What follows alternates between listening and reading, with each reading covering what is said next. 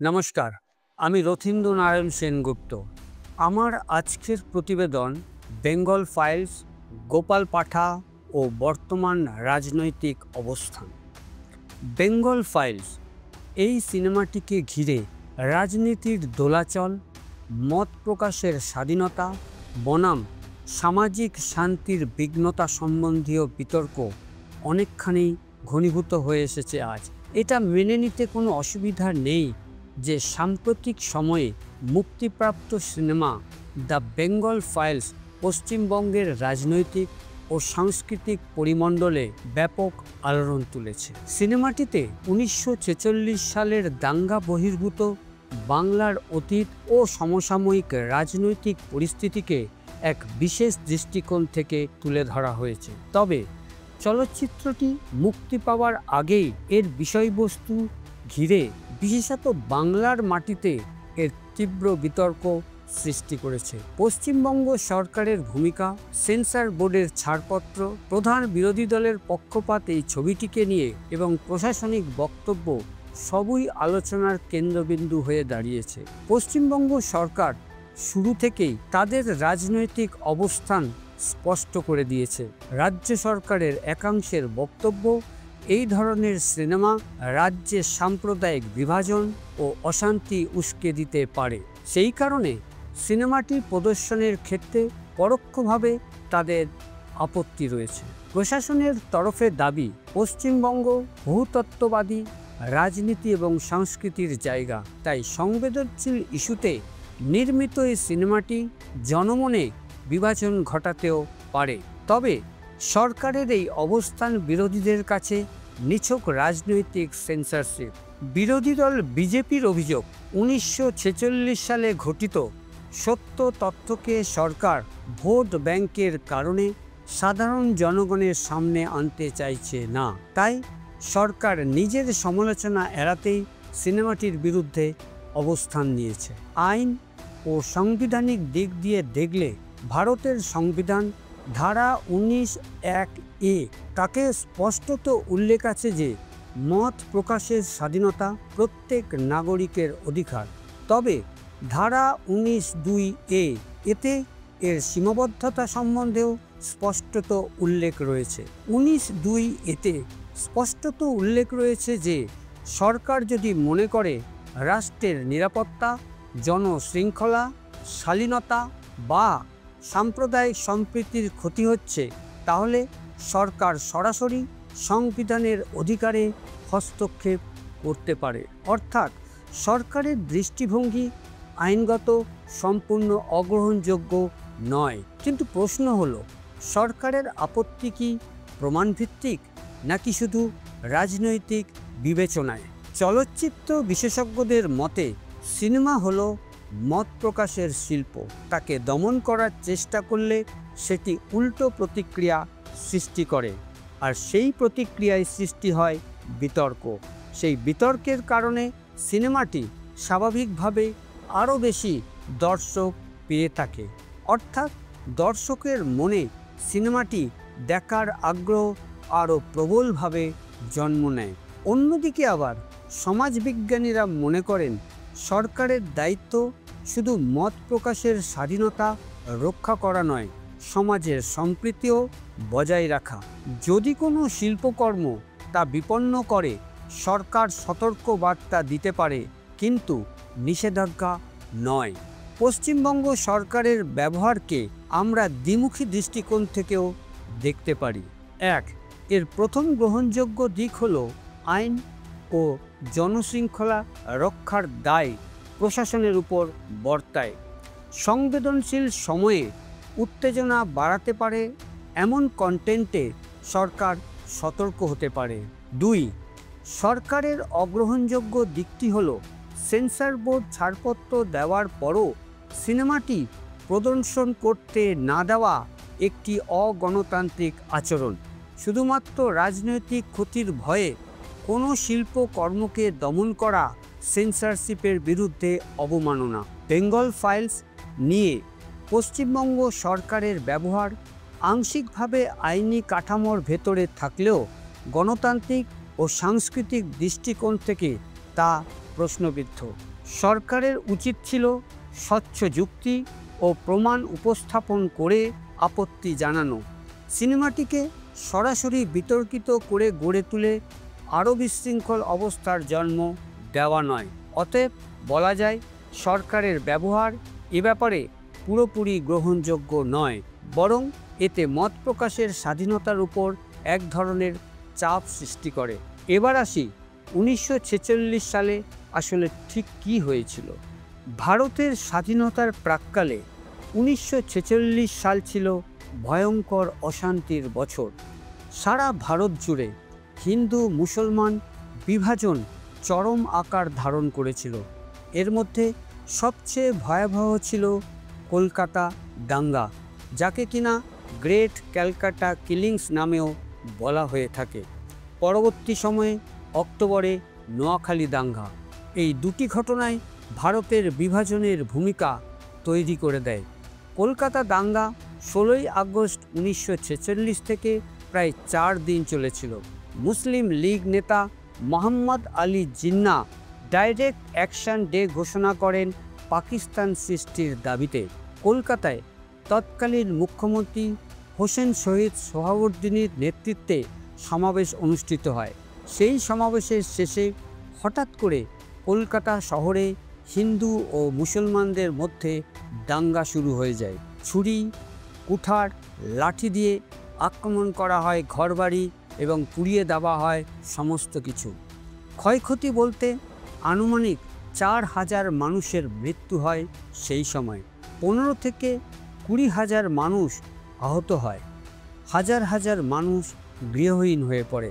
এমন অবস্থায় ব্রিটিশ প্রশাসন কার্যত অচল হয়ে পড়েছিল। পুলিশ ও সেনা বহু প্রচেষ্টার পর অনেক দেরিতে পরিস্থিতি নিয়ন্ত্রণে আনে।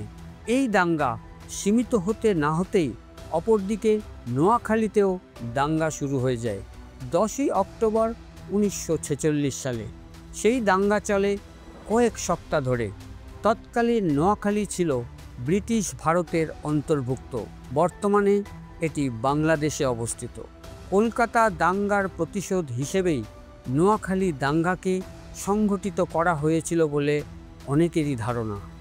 সেই সময়কার পরিসংখ্যান ঘেঁটে যে তথ্য পাওয়া যায় তাতে বোঝা যায় যে স্থানীয়ভাবে মুসলিম দুষ্কৃতীরা সংগঠিত হয়ে হিন্দুদের গ্রামে আক্রমণ চালায়।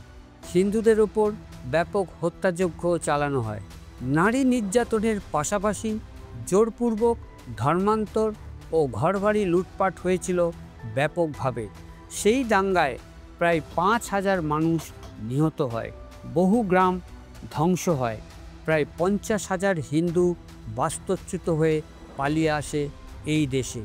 এরই মধ্যে গুরুত্বপূর্ণ ঘটনা হলো মহাত্মা গান্ধী নিজে নোয়াখালীতে গিয়ে হিন্দু মুসলমানের সম্প্রীতির প্রচেষ্টা চালাতে থাকেন, কিন্তু তার এই দীর্ঘমেয়াদী প্রয়াস সাফল্য পায়নি। ঐতিহাসিকভাবে এই দুই দাঙ্গা ভারত বিভাজনের প্রেক্ষাপটকে স্পষ্ট করে তোলে। সাধারণ মানুষের মধ্যে বিভাজনের ভয় ও অনিশ্চয়তা তৈরি হয়। শেষ পর্যন্ত 1947 সালে ভারত পাকিস্তান বিভক্ত অনিবার্য হয়ে ওঠে। ব্রিটিশ প্রশাসন দুর্বল থাকায় পরিস্থিতি নিয়ন্ত্রণের বাইরে চলে যায়। এবার আসি বেঙ্গল ফাইলস ছবিটির একটি প্রধান চরিত্র গোপালচন্দ্র মুখোপাধ্যায় ওরফে গোপাল পাঠার কথায়। 1946 সালের দাঙ্গা বা গ্রেট ক্যালকাটা কিলিংসে গোপাল পাঠা ছিলেন অন্যতম আলোচিত ও বিতর্কিত একটি চরিত্র। তিনি মূলত হিন্দু মহাসভার একজন একনিষ্ঠ কর্মী হিসাবে পরিচিত ছিলেন।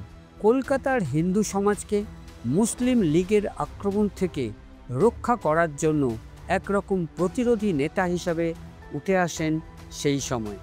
1946 সালের 16ই আগস্ট মুসলিম লীগের নেতা Mohammad Ali Jinnah direct action day ঘোষণা করেন, যার লক্ষ্য ছিল পাকিস্তান রাষ্ট্র গঠনের দাবিকে প্রতিষ্ঠা করা।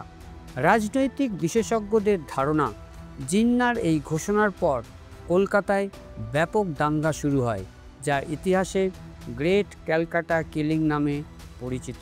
4 দিন ধরে চলা এই দাঙ্গায় হাজার হাজার হিন্দু মুসলমান প্রাণ হারান।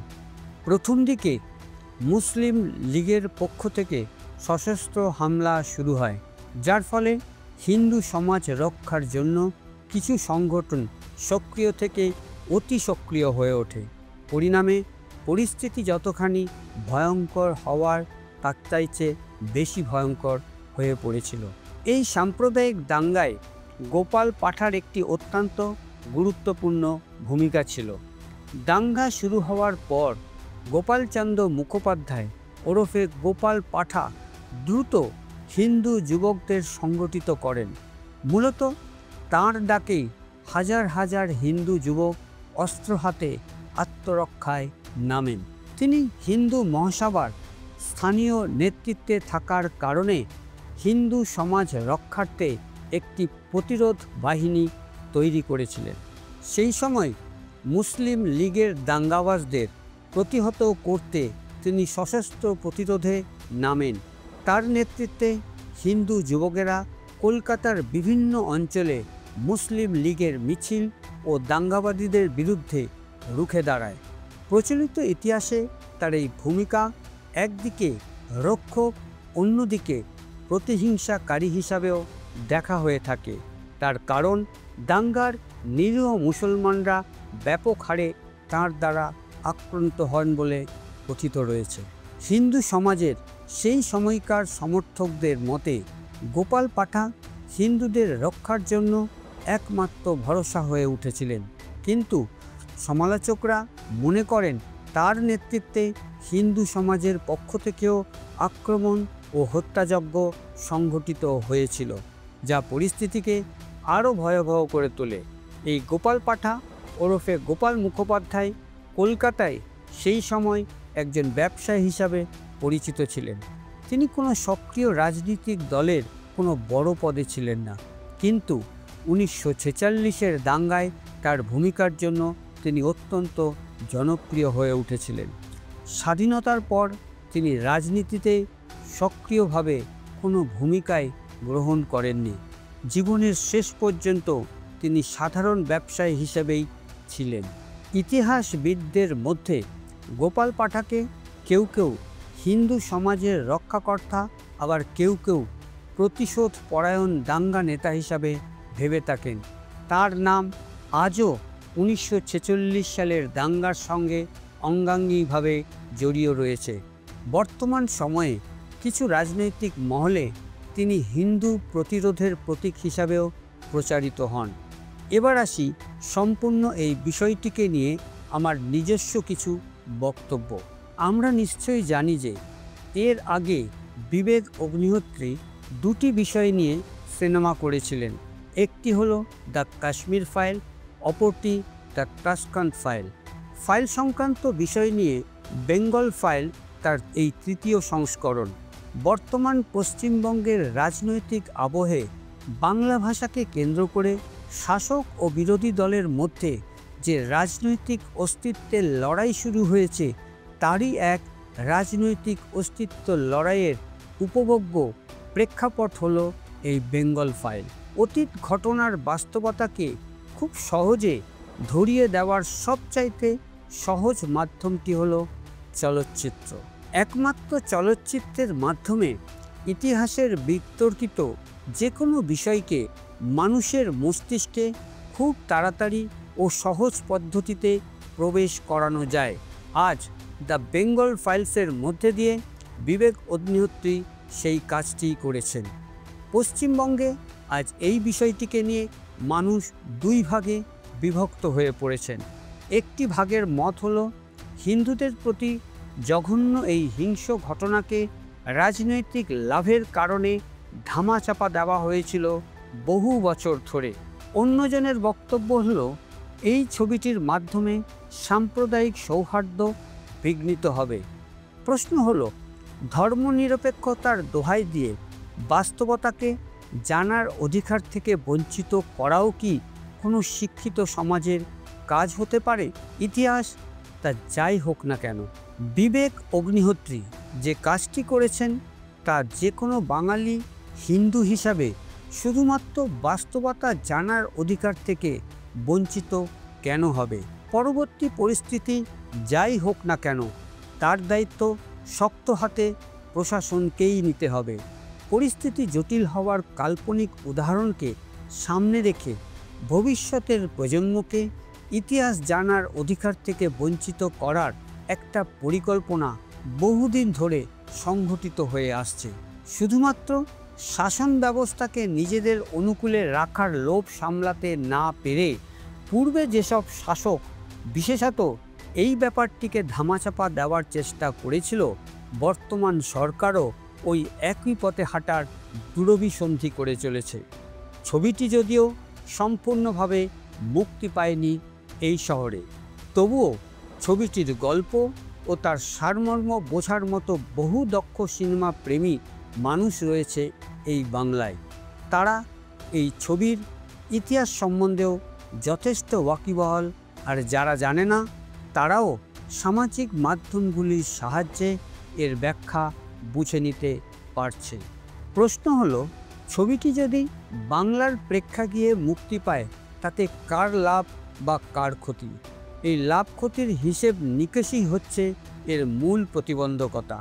আগামী দিনে ছবিপ্রেমী মানুষেরা প্রত্যেকেই এই ছবিটি দেখতে পাবে।